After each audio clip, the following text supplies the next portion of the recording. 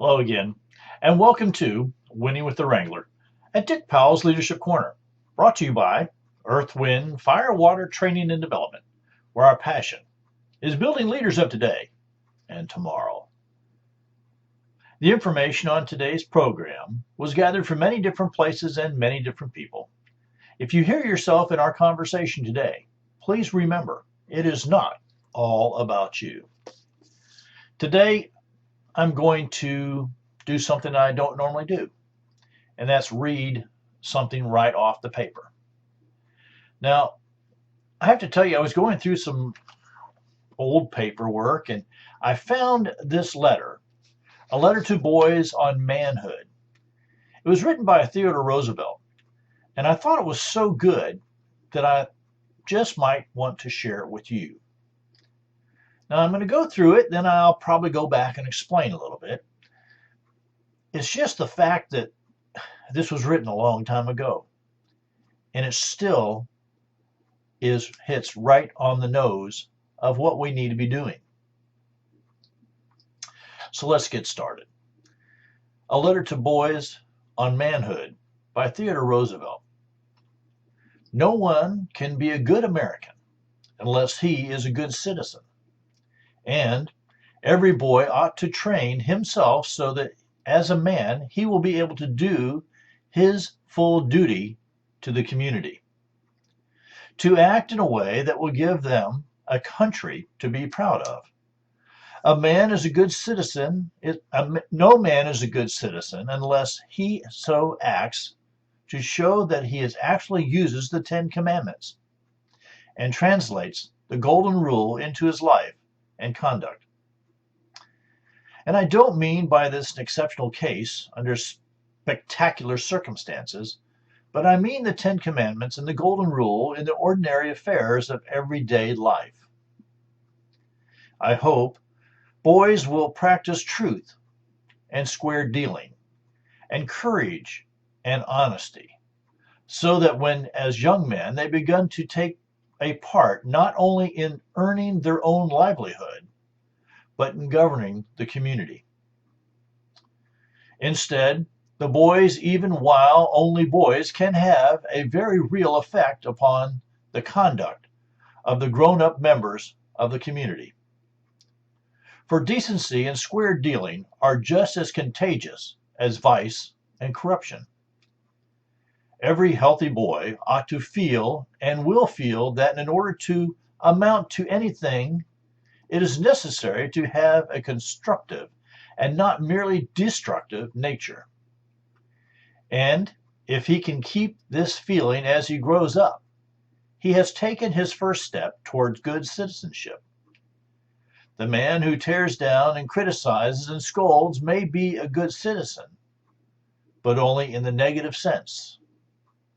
And if he never does anything else, he is apt not to be a good citizen at all. The man who counts and the boy who counts are the man and the boy who steadily endeavor to build up, to improve, to better living conditions everywhere and all about them. But the boy can do an immense amount right in the present, entirely aside from training himself to be a good citizen in the future. And he can only do this if he associates himself with other boys. The same qualities that mean success or failure to the nation as a whole mean success or failure in men and boys individually. To be helpless, self-indulgent, or wasteful will turn the boy into a mighty poor kind of a man, just as the indulgence in such vices as by the men or of a nation means the ruin of that nation. Let the boy stand stoutly against his enemies, for both from without and from within.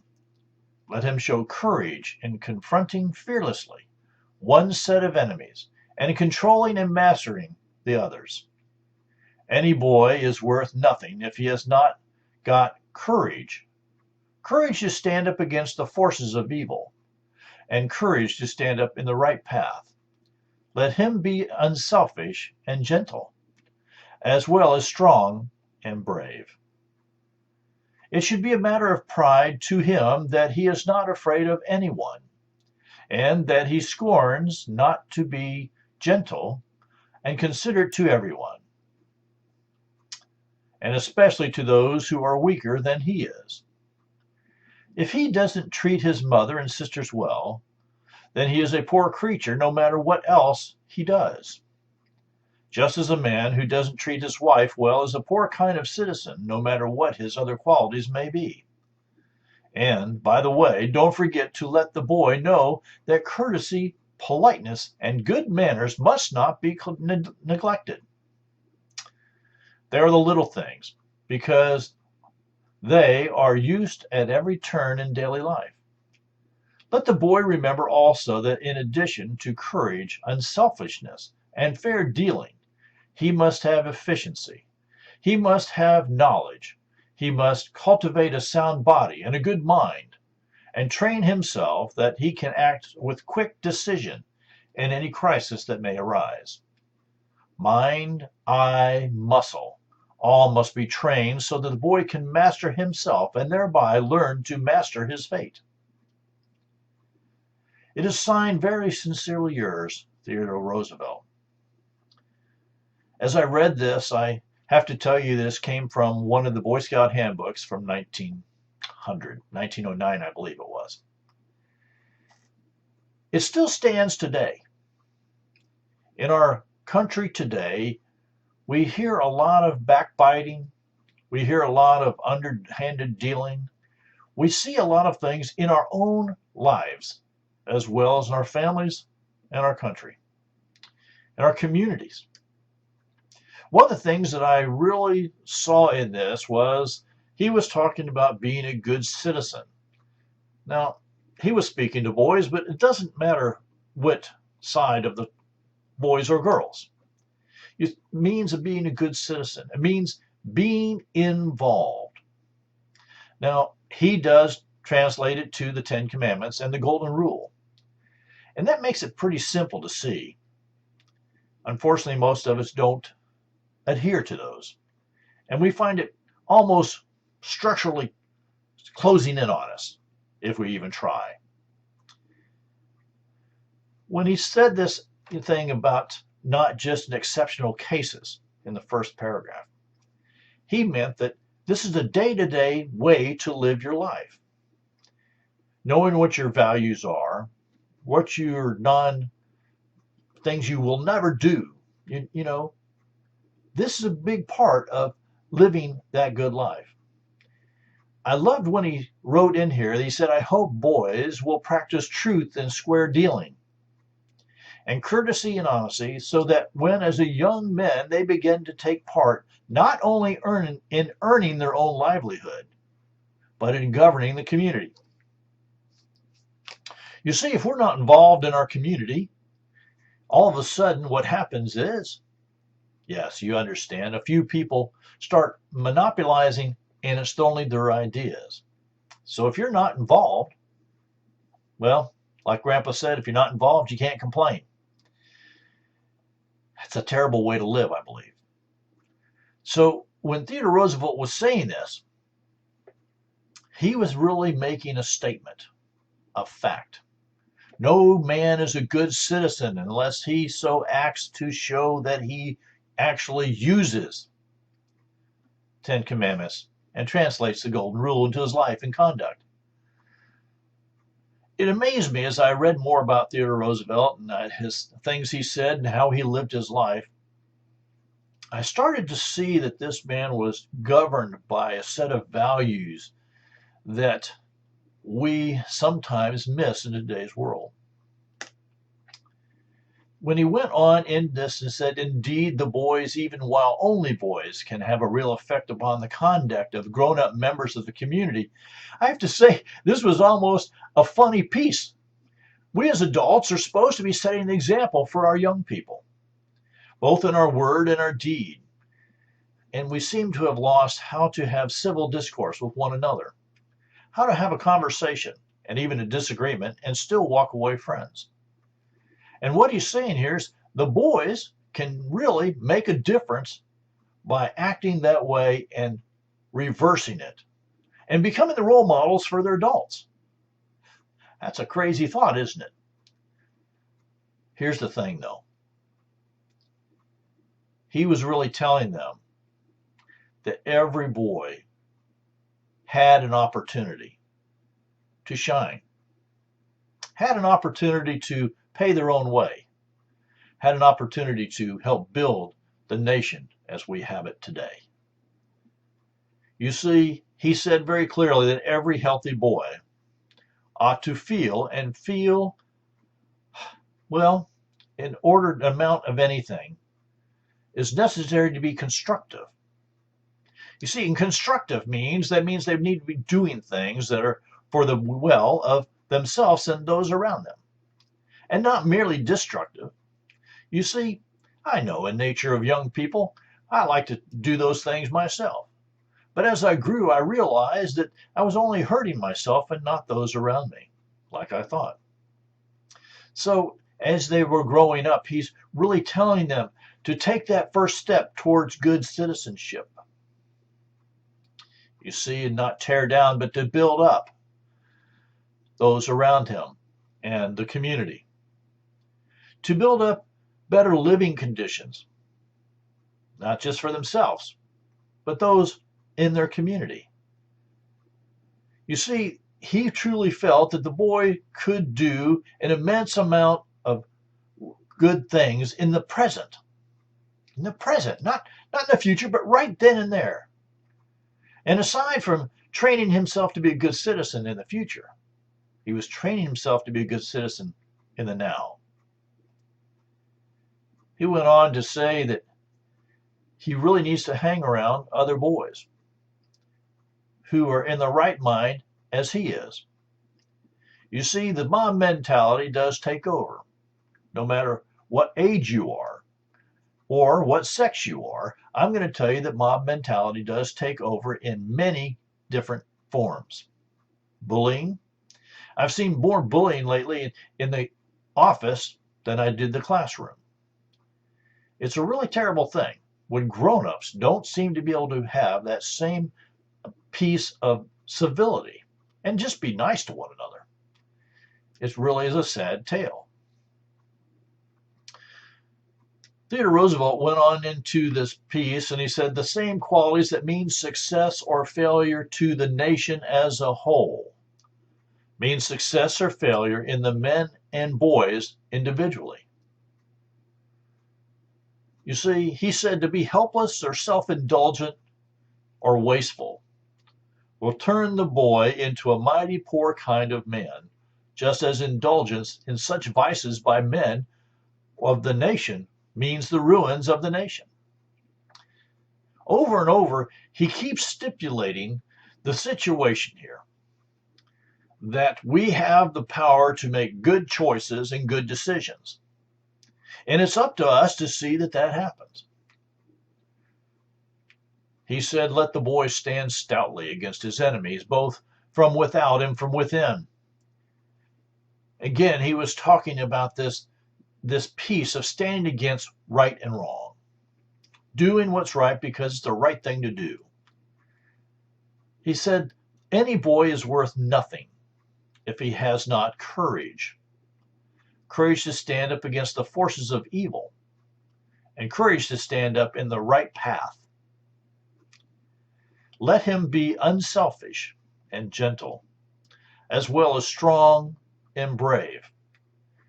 When you look around the country today, what do you see? Do you see people who are strong and brave? Do you see them healthy in mind, body, and spirit?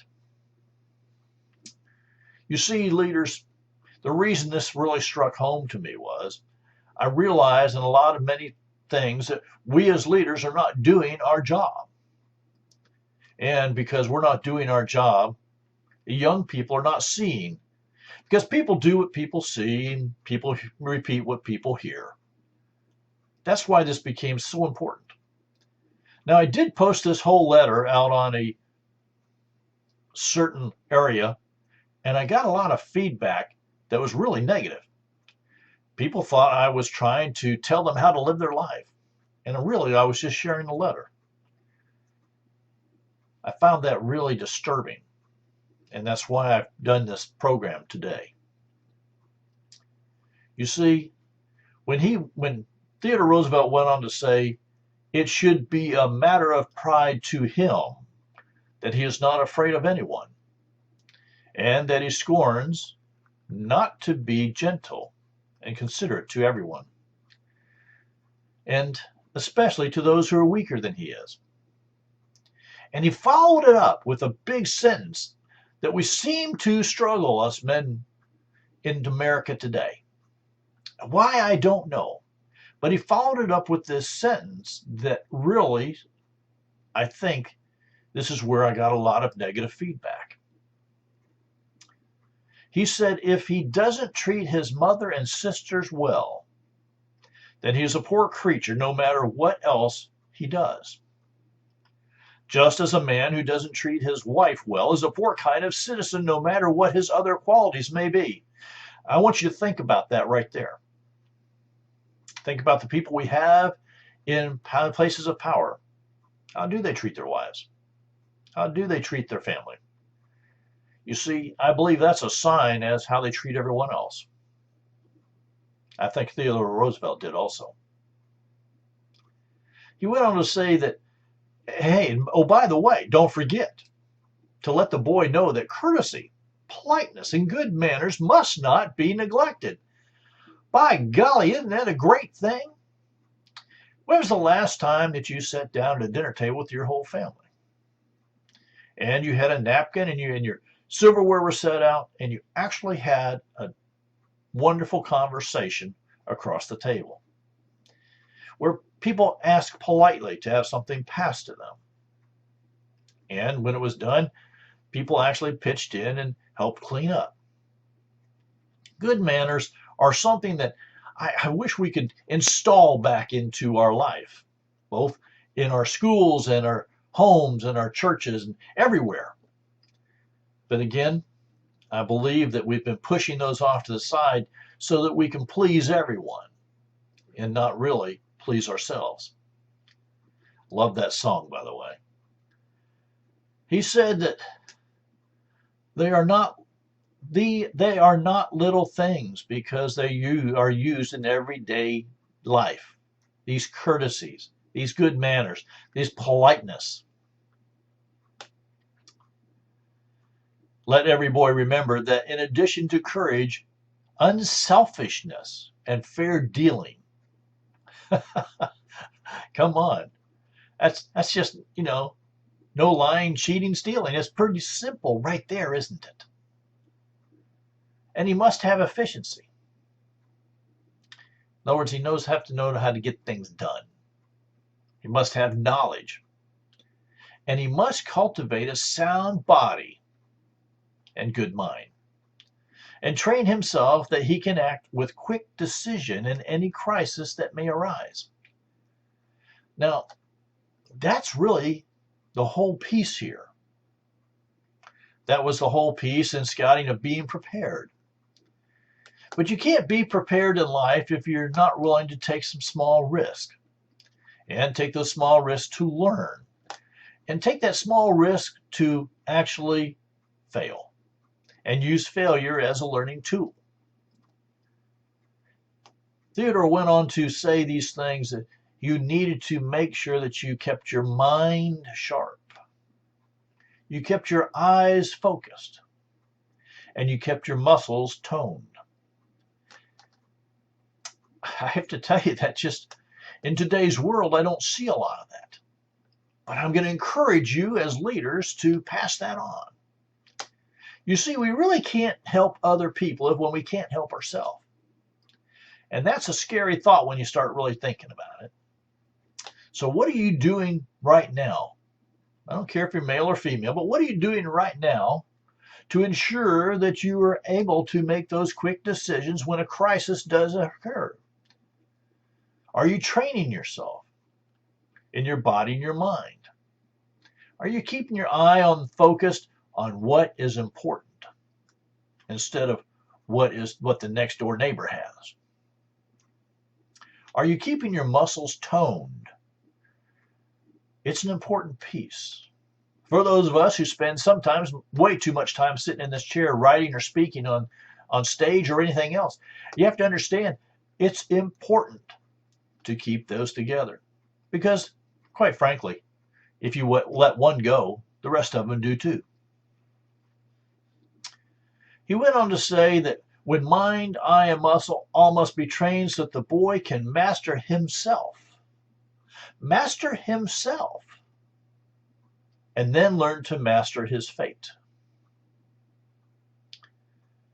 So if you're not planning your life, someone else is and will.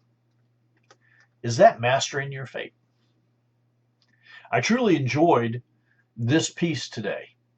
And I truly enjoyed bringing it to you in a way that I hope you understood how important it is for us to get back to basics.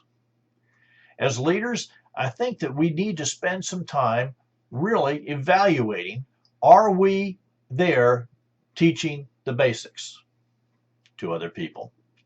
The basics of how to be a good citizen. The basics of really living our values and knowing what they are. Practicing the golden rule in our life every single day. Learning it's our responsibility to go out and earn our own livelihood and not depend on someone else to write us a check for doing nothing. It's really our responsibility as leaders to go out and pass on the information on how to be constructive and not destructive. How to really make sure that we're treating everyone with a civil and kind voice and manner. How to take this thing of bullying out of the classroom, out of the home, out of the church, out of the organization. It just doesn't need to be there. But leaders, we need to exemplify it. When Theodore Roosevelt was saying that the boys could be the role models for the adults, I have to tell you that I really hope we can do that. I really hope as adults we say, hey, that's my job, and they follow. I really am hoping that we as leaders can put in place that the boys have a place and the girls too have a place to really see how male and females need to grow up and how to put that into place. But I think even more, the nation as a whole, as a success or failure, when he said that, it really stuck home. Because he said to be helpless or self-indulgent or just plain wasteful would mean that the boy or the man would turn out, as not a pretty good person. To stand up for what's right and wrong. You need to do that, leaders. You need to stand up and really stand out. And I'm going to say that when you do, the younger people might just follow and say, wow, someone's actually doing what they said they were going to do. Have that pride that we used to have as Americans. Have that pride that we used to have in this nation. I see it every single day. Those I hang around with, we all will stand up and salute the flag. We all stand up and say what's right and wrong.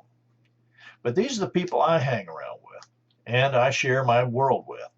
So as I share it with you, I really hope and pray that you say, this is something we as leaders need to do, and we need to do it today. When we got down to the end and he started talking about the mind, the eye, and the muscle and keeping everything fit. There used to be a time when that was something we all did without thinking about it. Our forefathers who worked on the farm, they were fit because they worked from sun up to sundown and sometimes even after that. The people that I grew up with, they were fit just because they worked every single day. There wasn't a Saturday off or a Sunday off. They worked every day. You see, when you had a farm, you had a ranch, that's what you did. But as we got more and more civilized, so to speak. We moved into the cities and we started having other people do that, and we didn't even see it. And it scares me today when I ask a young person where their meat came from on their plate, and they said the grocery store, and they had no clue. But keeping your mind, eye, and your muscle fit every single day will always pay off for you. This thing from Theodore Roosevelt, I have to tell you, really did start to hit home for me. It really did put it all together for me and bring it home for what I need to do as a leader. I'm going to start sharing this more and more as I go out and about and all around. And the reason for that is I believe it's so powerful that we need to put it in there. When he started off and said, no one can be a good American unless he or she is a good citizen. Every boy and girl ought to train themselves so that as a man and woman, they will be able to do their duty to the community. And that's involvement, ladies and gentlemen. He went on to say to act in a way that will give them a country to be proud of. No man or woman is a good citizen unless he or she acts as to show that he or she actually uses, the Ten Commandments and translates the golden rule into their life of conduct.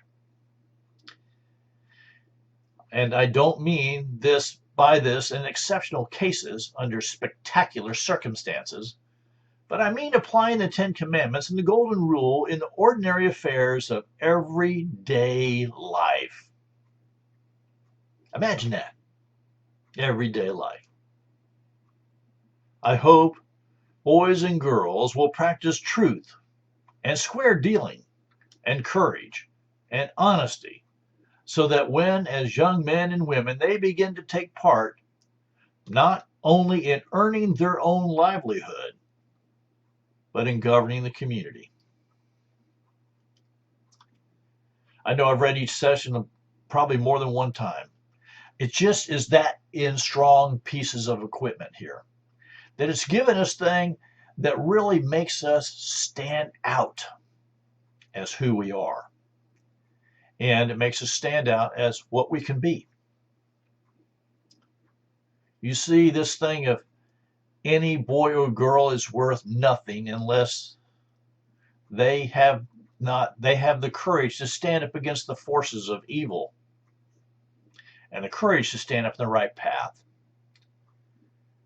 But he went on to say, but let them be unselfish and gentle, as well as strong and brave.